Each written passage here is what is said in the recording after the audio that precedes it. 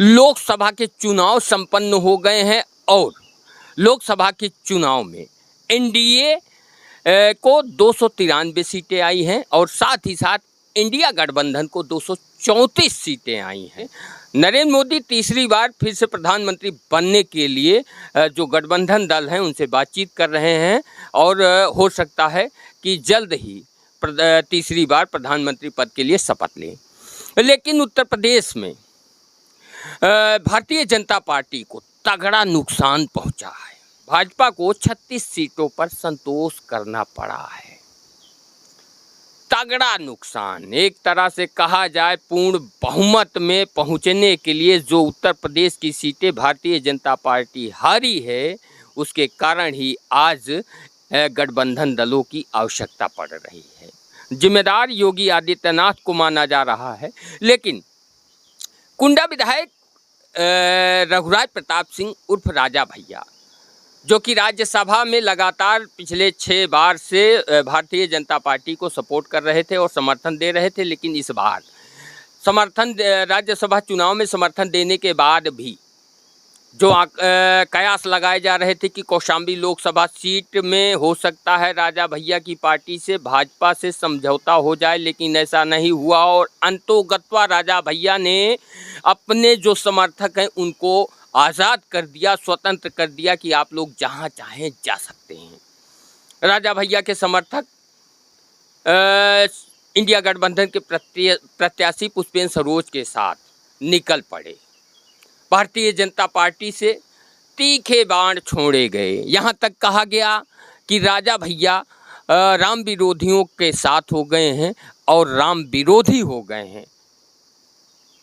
अब जब चुनाव का रिजल्ट आया तो भाजपा का उत्तर प्रदेश में एक तरह से कहा जाए सुपड़ा साफ हो गया है। आज हमारे साथ खास बातचीत के लिए मौजूद हैं जनसत्ता दल लोकतांत्रिक पार्टी के राष्ट्रीय महासचिव डॉक्टर कैलाश नाथ ओझा जी। ओझा जी, स्वागत है कौशाम्बी टाइम्स। बहुत बहुत धन्यवाद। जिस तरह से भारतीय जनता पार्टी के नेता हो, कार्यकर्ता हो, आपके ऊपर और आपके राष्ट्रीय अध्यक्ष के ऊपर शब्दों के बाढ़ छोड़े, राम विरोधियों के साथ हो गए और राम विरोधी हो गए, तो क्या कहना चाहते हैं? अब ये बचकाना बातें हैं, इसमें कोई गंभीरता पूर्वक हम लोग इसको लेते भी नहीं हैं। वो अपने को नहीं संभाल पाए, अपने सांसद को नहीं संभाल पाए जो 10 साल से यहाँ पे था, जो 5 साल से प्रतापगढ़ में था, तो अपना आकलन वो खुद नहीं कर पाए तो हमारा आकलन करने वाले कौन होते हैं? उत्तर प्रदेश में भाजपा को तगड़ा नुकसान पहुंचा है और पूर्ण बहुमत में न आने का सिर्फ कारण उत्तर प्रदेश बना। क्या कहना चाहते? देखिए, जो उम्मीदवारों का चयन इनका था उसमें डिक्टेटरशिप थी।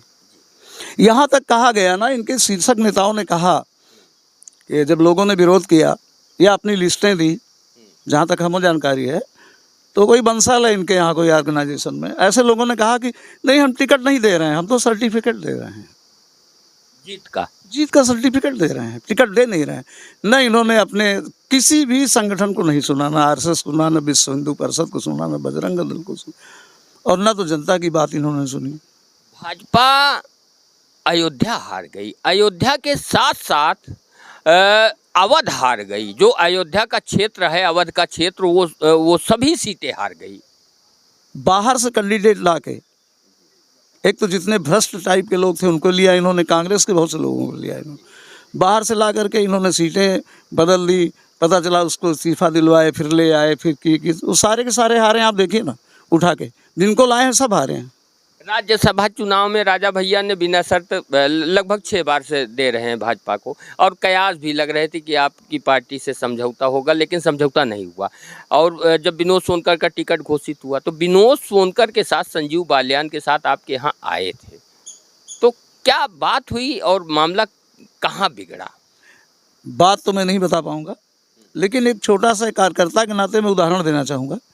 जिस समय बालियान साहब आए थे उनको लेके, बालियान साहब हमारी बात सुन रहे होंगे, वो यहाँ मौजूद थे। यहाँ 200-250 समर्थक और कार्यकर्ता मौजूद थे कोठी पर राजा भैया के। एक सामान्य सी प्रक्रिया है, जब कोई नेता किसी के यहाँ आता है और वहीं से चुनाव भी लड़ रहा है, तो वहाँ मौजूद जितनी भी जनता है उससे मिलता है, नमस्कार करता है, समर्थन की वो आए सीधे अंदर घुस गए, बाहर निकल गए, गाड़ी में घुस गए, किसी से बात नहीं किया। जितनी भी पब्लिक यहाँ थी, समर्थक थे, पब्लिक थी, जनता थी, फरियादी लोग भी थे, किसी भी व्यक्ति से उस आदमी ने बात नहीं किया। घमंड था कि टिकट नहीं, वो तो सर्टिफिकेट पाया हूँ मोदी के नाम पे। और एक बात और बता दूँ, लहर इतनी तेज थी पिछली बार कि मोदी के नाम पे जितने भी कैंडिडेट जीते थे वो किसी काम के नहीं थे, जीत गए, लेकिन न क्षेत्र में गए, न लोग किसी से बात किए। फिर सोचे मोदी के नाम से हमारी नैया पार हो जाएगी। सारे के सारे लोग हारे हैं, आप उठा के देख लीजिए। अच्छा, एक फोटो वायरल हो रही है राजा भैया की, जब विनोद सोनकर उस दिन आए थे, निकल रहे थे, तो तब भी वायरल हुई, और कल जब पुष्पेंद्र सरोज यहाँ आए थे आशीर्वाद लेने तब भी वायरल हुई।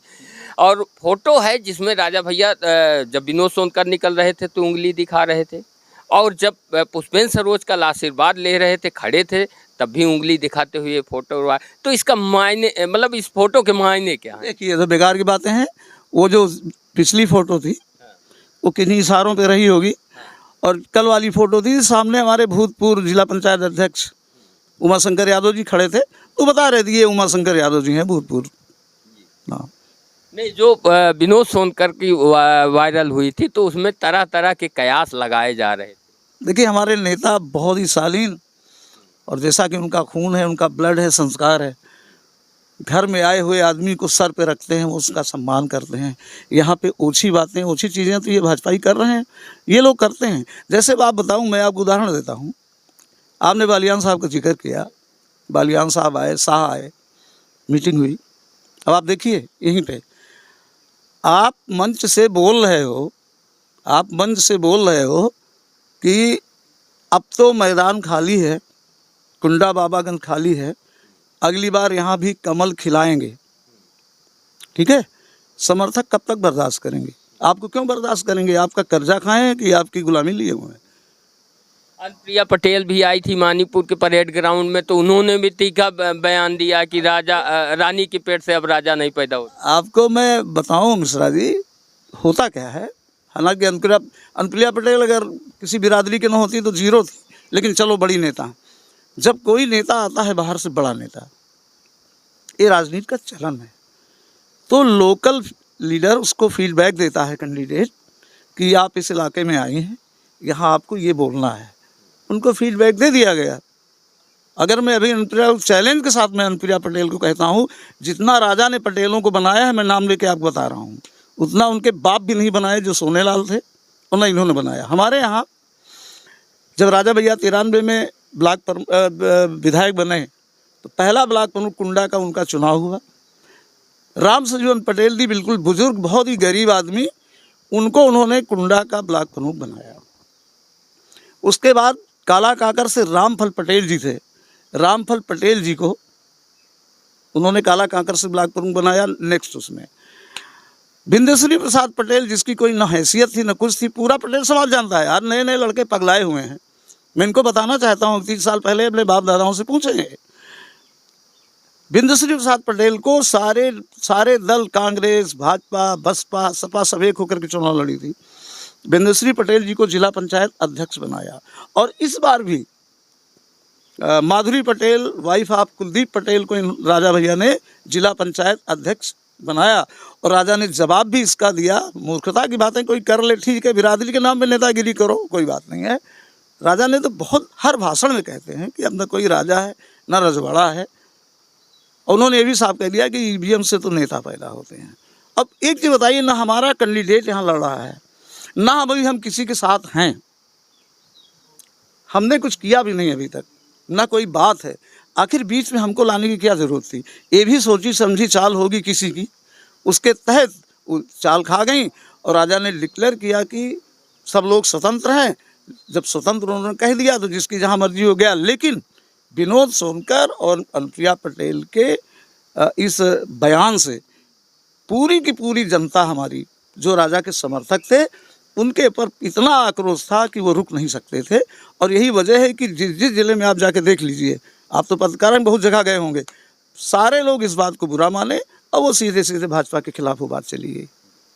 अब एक सवाल समाजवादी पार्टी से है। जब आपके समर्थक समाजवादी पार्टी या इंडिया गठबंधन के प्रत्याशी पुष्पेंद्र सरोज के साथ निकले, तो समाजवादी के जो क्षेत्रीय नेता हैं कुंडा, सोशल मीडिया में हमने उनका विरोध पढ़ा और अगर कहा जाए तो असमंजस की स्थिति में ये थे। कई लोगों ने उसमें लिखा कि लुटेरे हमारे घर में घुसना चाहते हैं, हमें ज़रूरत नहीं फिर भी घुसना चाहते हैं। कई लोगों ने लिखा कि बेगानी शादी में अब्दुल्ला दीवाना। तो अब आप बताइए कि मतलब आपको निमंत्रण भी नहीं मिला और आपकी पार्टी के लोग बेगानी शादी में अब्दुल्ला दीवाना। निमंत्रण के नहीं गए। पुष्पेंद्र सरोज, एसपी पटेल, ये दोनों आए हैं, सब लोगों से मिले हैं, हमारे नेताओं से मिले, हमारे कार्यकर्ताओं से मिले, हमारे खास जितने प्रधान बीडीसी इन लोगों ने मुलाकातें करी, इनके यहाँ गए और शालीनतापूर्वक सम्मानपूर्वक इन्होंने निवेदन किया, इन्होंने वोट मांगा, इन्होंने समर्थन मांगा, तो हमारे राजा भैया समर्थक ने इनको सपोर्ट दिया। जो सोशल मीडिया में खबर थी शायद आपके कानों तक पहुंची। कानों तक पहुंची है, पूरी तरह से पहुंची है, लेकिन ये विषय हमारा नहीं है। हमारा इसलिए नहीं है कि हमारी ड्योढ़ी पर एक एक रोटी का इंतज़ार करने वाले लोग आज जो बोल रहे हैं, मैं ऐसे लोगों को जो यहाँ पे एक एक रोटी खा के जिंदा है, उनकी सांसें और उनके खून में एक एक बूंद राजा की दी हुई है, मैं और इतने छोटे लोग हैं यार, उनके बारे में तो मैं कोई कमेंट करना उचित नहीं समझूंगा। ये सोचना है समाजवादियों के सोचने का विषय है और समाजवादी पार्टी के सोचने का विषय है। बेगानी शादी में अब्दुल्ला बेगाना नहीं होता है, बुलाया जाता है, उसको मंच दिया जाता है, हाथ पैर जोड़ के लोग आते हैं, ऐसा नहीं है। सम्मानपूर्वक लोगों ने रिक्वेस्ट किया, आए, उन्होंने समर्थन मांगा, पुष्पेंद्र जी भी आए थे, सब लोग आए तभी ने समर्थन दिए, ऐसे थोड़ी दे दिए हैं। तो 27 में क्या करेंगे, सपा या भाजपा? देखिए 27 में हम अब चुनाव हो गया है, गर्मी बहुत है, तो थोड़ी सी गर्मी कम होने दीजिए। जो नज़ारा अब हमीरपुर जाके देख लीजिए, वहाँ से 2600 से वोट जीता है समाजवादी पार्टी। और मैं चैलेंज करता हूँ कि हमारी टोपी पहन के मंच पर गए, हमारी टोपी जनसत्ता दल की टोपी पहन करके उन्होंने प्रचार किया पूरे क्षेत्र में। हमारे पास ऐसे भी उदाहरण हैं। एक आप टुटुंजिया टाइप के आदमी का आप कमेंट ले रहे हो, जो आदमी पार्लियामेंट का चुनाव लड़ रहा है वो हमारी टोपी पहन के घूम रहा है, हमारी टोपी पहन करके लोगों से समर्थन मांग रहा है, और हमारे जो भी समर्थक हैं, हमारा जो भी संगठन है, वो उसका साथ दे रहे हैं। एक तरफ वो हैं और एक तरफ ये देसी टाइप के लोग हैं। तो यार हम क्या बताइए, इसमें हम क्या कौन सा उत्तर आपको दें? आप प्रैक्टिकल देख लीजिए। नहीं, प्रैक्टिकल देखना तो ठीक है, लेकिन जो सवाल यहाँ उठाए गए, पत्रकार होने के नाते मेरा फर्ज बनता है कि आपसे जवाब लिया जाए। हाँ, आपने पूछा, आपने अच्छा किया, लेकिन इसका उत्तर आप पूछिए समाजवादियों से, और विशेष करके उनकी बिरादरी है, जिसके दम पर उनका दम्भ है। समाजवादी के नाते किसी को सपोर्ट मिल जाए। देखिए पार्टियां, चाहे वो बसपा हो चाहे समाजवादी पार्टी हो, जो भी जातिगत पार्टियां हैं, उसमें कोई भी व्यक्ति उस नाव पे सवार होकर के कितनी भीड़ कर ले, लेकिन अगर उस नाव से उतरे तब उसकी क्या औकात होती है, ये आप देखिए। तो ये समाजवादियों का विषय। समाजवादी पार्टी से अलग हट करके आ जाओ, देखें तुम्हारी कितनी है औकात। हम लोग तो निर्दलीय लगातार जीते हैं। और रही बात बेगाना, आपको याद होगा कि मायावती जी ने जब ठुकराया था कल्याण सिंह जी को, तो आदरणीय राजा भैया ने अपने साथियों के सहित उनको, भाजपा के साथ हमारा आज का नहीं है, और इनके जो कर्म हैं, इनके जो वो भी हमारे सामने हैं। राजा भैया ने सारे अपने साथियों को तोड़ करके सरकार बनाई थी, कल्याण सिंह जी मुख्यमंत्री थे। उसके बाद फिर सरकार दोबारा चुनाव हुआ, वो हटे, रामप्रकाश गुप्ता जी आए, उसके बाद फिर राजनाथ जी आए, फिर चुनाव हुआ। चुनाव में इनका बहुमत नहीं बना, सीधे इन्होंने मायावती जी से अपना गठबंधन कर लिया, मायावती जी को मुख्यमंत्री बना दिया। इनकी मदद करने में इनकी दुश्मनी हमने मायावती जी से झेला। हमारे 150-200 साथी जेल में रहे, हम लोग सब जेल में थे। 18 महीने में था, 22 महीने राजा भी थे। इनको हमने झेला, एक हो गया। दोबारा चूँकि मायावती जी से था, अखिलेश जी से इन्हीं को वोट दिया, उनका गठबंधन हो गया अखिलेश जी का। अखिलेश जी से हमारी कोई दुश्मनी नहीं थी, किसी भी तरह की नहीं थी। लेकिन सबसे बड़ी बात है कि जिससे हमारी नहीं बन रही है, हम उसके साथ बिल्कुल जा नहीं सकते हैं। तो अखिलेश जी से हमारा इस तरह का कोई विरोध तो है नहीं। तो क्या आपके रिश्ते, लेकिन उस समय जब उनका बहुजन समाज पार्टी का और अखिलेश जी का गठबंधन हुआ, उस परिस्थिति में राज्यसभा में हमारे आदरणीय अध्यक्ष जी ने फिर वोट नहीं दिया।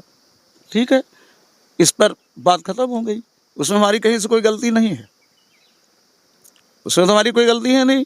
फिर हमने अपनी पार्टी बना ली, हमारे अध्यक्ष जी ने पार्टी बनाया, पार्टी बनाने के बाद हमने चुनाव लड़े, और उसके बाद आप कह रहे हैं फिर राज्यसभा आया, 6 बार दिए हैं, विधान परिषद में कितनी बार दिया है उन्होंने, और इनसे न कोई एक भी वोट, जो जितने भी, अब नाम में किसी को लेना उचित नहीं समझ रहा हूँ, जितनी भी जाति पार्टियां हैं, इनके दम नहीं है कि अकेले चुनाव हो लड़के एक भी विधायक बना लें।